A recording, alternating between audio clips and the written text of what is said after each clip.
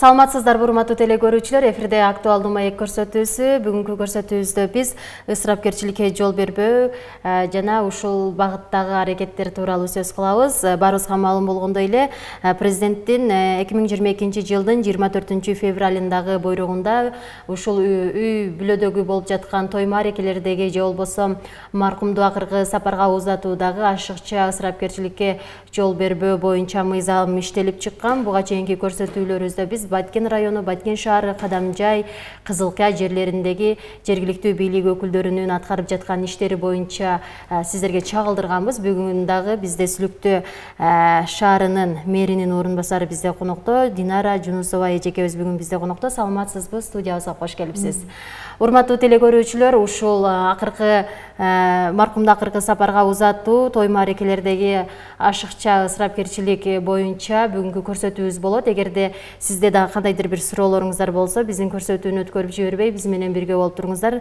Ушул Динара эжеке, баарыбызга маалым болгондой эле ушул мыйзам иштелип чыкканда коомчулукта ар кандай пикирлер пайда болду деп айтсак болот. Көбүнчөсү эле ушул мыйзам азыркы учур талабы бизге керек болчу деген сөздөр көп айтылды. Ага эле карама-каршы ой пикирлер дагы айтылып келет. Негизи эле бул мыйзамдын иштелиши бүгүнкү биздин коомдо канчалык актуалдуу деп ойлойсуз? Бүгүн ушундай түз эфирге чакырып, актуалдуу маекке чакырып, ушу Сүлүктүү шаарында ушул президенттин жарлыгын аткарууда кандай иштери болуп жаткандыгы жөнүндө маалымат сурап атканыңыздар үчүн ыраазычылык билдиребиз.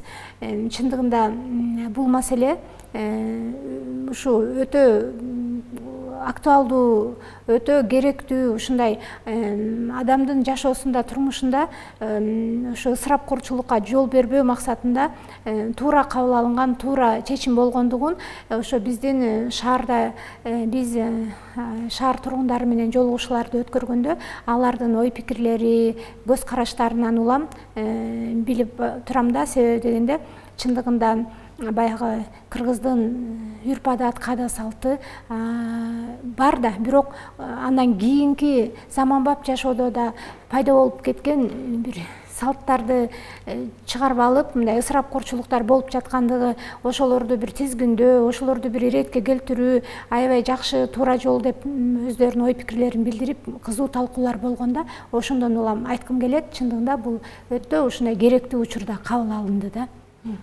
Биздин ушу 24 февралда кабыл алынган указ биздин ушу Кыргыз Республикасынын президентинин Баткен облусундагы ыйгарым укуктуу өкүлүнүн буйругу менен Сүлүктүү шаарына барганда биз ошол буйрукту аткарууга алып, өзүбүздүн буйрукту биз 10 февралда чыгардык.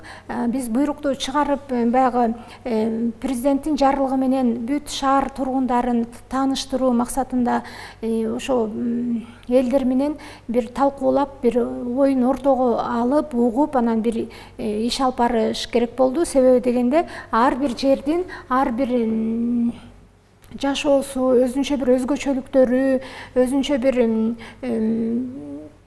баягы бир ошол каада салттын дагы бир өзгөчө бир нукура сакталып калган бир багыттарын аныктап алып, анан жанагы бизге жобо негизи президенттик администрация тарабынан сунушталганда, ошол жобонун алкагында бирок биз өзүбүздүн Сүлүктүү шаарындагы бир өзгөчөлүктөрдү ошол жака камтуу менен анан биз жобону баардык бизде 24 чөлкөм бар, мындайча айтканда ТКС деп коебуз да, ошондой аймактар бар да. Аймактарда жашаган элдер менен жыйындарды өткөрүп, андан кийин аймактын жетекчилерин кайра облуска чакырып алып, алар менен жыйындарды өткөрүп, биздин өзүбүздүн баягы иштеп чыккан жобо менен тааныштырып, жобонун ар бир пункту боюнча талкуулорду жүргүзүп, элдерге жеткирип, элдердин сунушун алып, кайра толуктап, тактап, андан кийин биз жобону Сүлүктүү шаардык кеңешинин сессиясында бекиттирип, ал бекиттирген себебибиз баягы шаардык кеңештин сессиясынын токтому менен бул ошол аймакта аткарылууга тийиш болгон документ болуп эсептелинип калат да, ошон үчүн биз кеңеште бекитип алып, анан баардык чөлкөмдөрдүн башчыларына таратып берип, ошол боюнча иш жүргүзүп атабыз. Бизде негизи Сүлүктүү шаардык мэриясынын алдында 23 адамдан турган комиссия бар.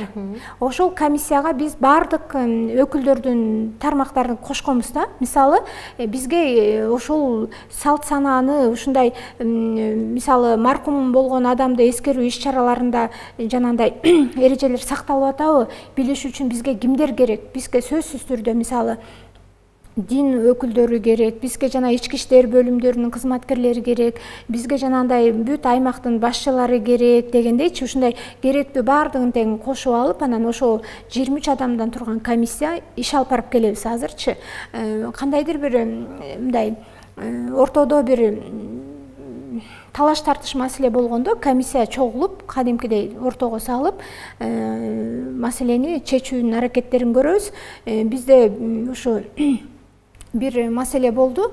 Биз негизи той аштарга мындай 100 кишиден ашпасын деген чектөө киргизип койгон элек да. Бирок ошону бир 150-250-200га чейин деген сунуштар түшүп, анан биз ошону сессияга кайра сунуш кылып, ошол пунктубузга өзгөртүү киргизип, анан 150 дегенге токтодук да, 150ге токтодук.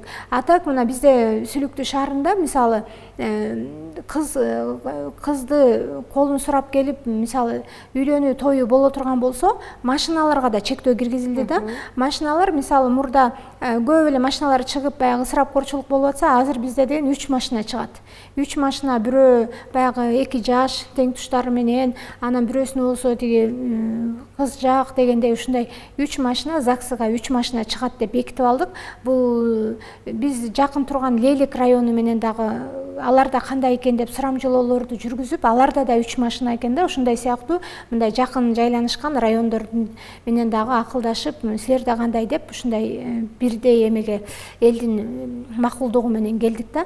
Андан сырткары мисалы жанагыдай бир орто жерден чыгып кеткен салттар бар деп айтып атам го. Мисалы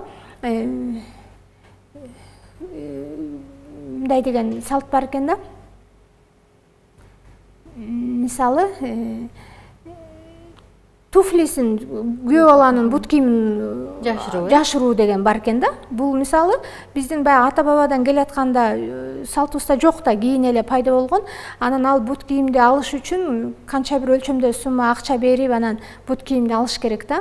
Ушу сыяктуу ашепке баягы орто жерден пайда болгондорду, анан кыз узатуу деген дагы өзүнчө мындай карап келсек, үйлөнүү үлпөт тоюнан дагы ашыкча ушундай болуп кеткен. Анан кыз узатууну биз деген кыз узатууну токтотуп эле бир добуштан ошо кыз узатууну токтотолу деп эле ушундай эмеге келип атабыз да. Эми бул дагы баягы акырындык менен келет экенбиз. Эми бизде Сүлүктүү шаары көп улуттуу калк жашайт да.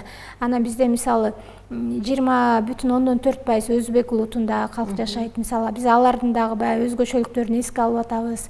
Анан жанагындай үйлөнүү тоюнда кийимдерди алмаштыруу кийин бир адатка айланып кеткендей да. 2 же 3 жолу кийимдерди алмаштырып чыгуу дегенчи, ошону дагы тыюу салып атабыз. Аны эл өздөрү айтып бизге ушундайларга тыюу салып бергиле депчи.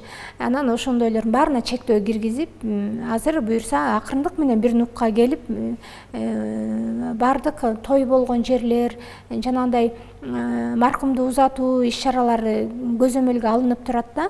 Мисалы маркумду узатууда биз жанагыдай чоң бодо малдарды союу, же болбосо ошо маркум каза болгон үйдөн казан асып, же ошол жерде бир мындай ыс чыгарып деген маселелерге тыюу салынды да.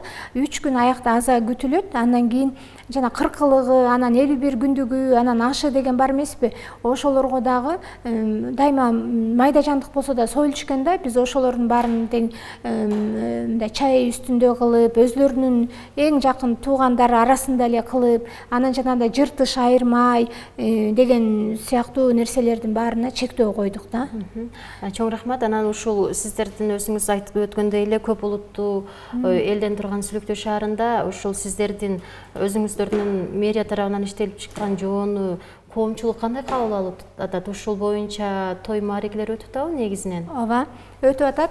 Бизде коомчулук эми биз бул ушул президенттин жарлыгына удалаш эле кыргыз жараны деген да жарлык концепция иштелип чыкпады беле. Анан биз Кыргызстанда жашап аткандан кийин Кыргызстандын биздин мекенибиз, Кыргызстанда кандай улуттун адамы жашабасын, ал кыргыз жараны деп эсептелинет деп биз баардык элдер менен ушундай багытта иштерди жүргүзүп, түшүндүрүп, айтып деп келебиз.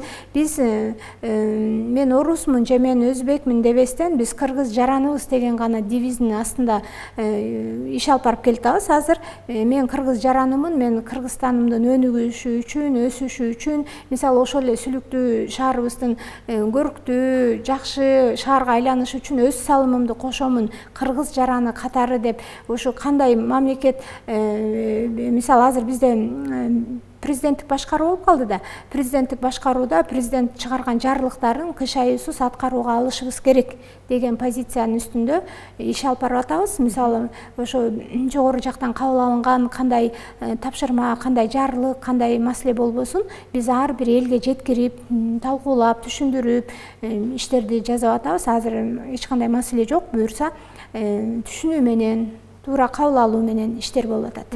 Айтсаңыз, анан ушул сиздердин ушул уюшулган топ той маареке болуп жаткан жерге же болбосо маркумду акыркы сапарга узатуу болуп жаткан жерге барып түшүндүрүү иштерин жүргүздүңүздөрбү? Ооба, ал жерде мындай болот да. Бизде ар жана 24 аймак бар деп атпаймынбы? Ошо 24 аймакта 24 төрага бар. Атайын коомдук башталышта иш алып барат да, ошол жерде жашаган эл менен иш алып барат да. Анан ошол төрага өзү ошо жеринде да 24 комиссиябыз бар. Комиссиянын составында 5 кишиден турат.